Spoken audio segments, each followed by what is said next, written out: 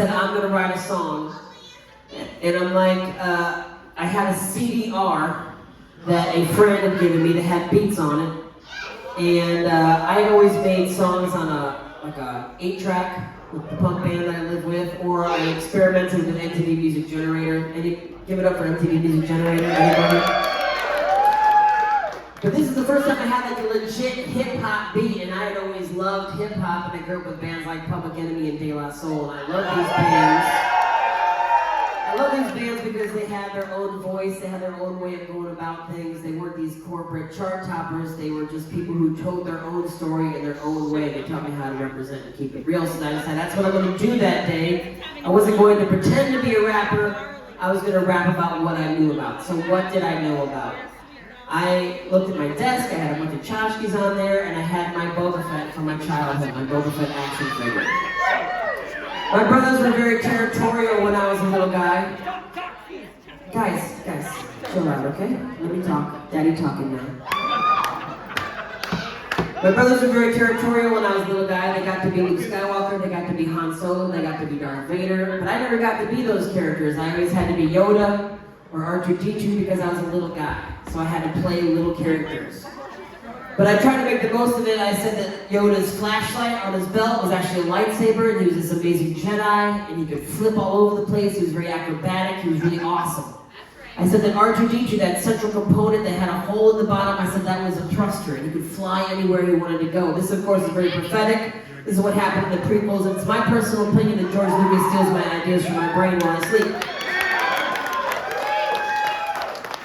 So I don't know if it was Christmas or my birthday, but I was given Boba Fett, and I knew there was something about this guy that was special. He had the little dart on his wrist, he had the jetpack, he had the armor, he was cool, and he was mine. And there was no zeitgeist, there was no internet, there was no pop culture, there was just me in my little house in Libertyville, Illinois with something very amazing in my hand, and yes, we're still talking about an action figure. So I held on to this thing no matter where I went, no matter what college I went to, no matter what town I lived in, I always kept it with me, and it was there on my desk that day, so that's what I wrote about that day. And what did this song do for me? It did a lot. It got me a job at Adult Swim. I played this song at my interview at Adult Swim. They both looked at me and they said, this is really good. They hired me and they proceeded to put this song in their show, and then it connected with millions of people that had never been connected with in that way ever before. And so I continued to make music for this new audience that I had discovered, and I learned who they were, and I made music for them. And then I started to make more money making that music than I did at Cartoon Network, so I quit Cartoon Network and I toured the nation back and forth for a really long time. And I got to see this country and the people in it, and it was an amazing experience.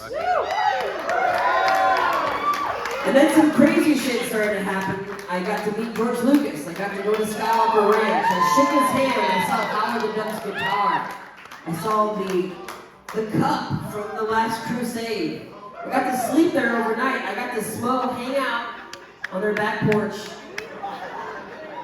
I got to play basketball in their gym. I got to have a private screening of Revenge of the Sith with George Lucas sitting right behind me. I saw Macaulay Culkin and Mila Kunis make out in the gift shop. That was the bad thing that happened to me.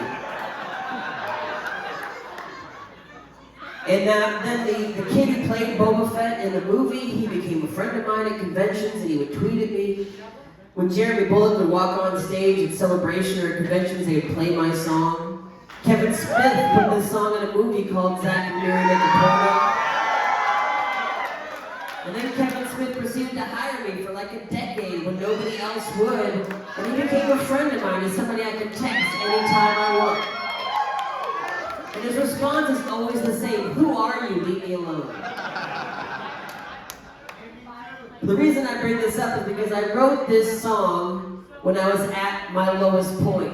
When I didn't know who I was, when I didn't know what was going to happen to me, and when I felt like I had nothing, and when I was completely invisible. But because I was true to myself, I was able to connect with millions of people all over the planet. And I bring this up and I tell this story because I want you guys to know that whatever your struggle is, whatever you're going through, I know we've had 2 very difficult years. And I don't know what you're going through or what your deal is, but I want you to know that it's not the end of your story.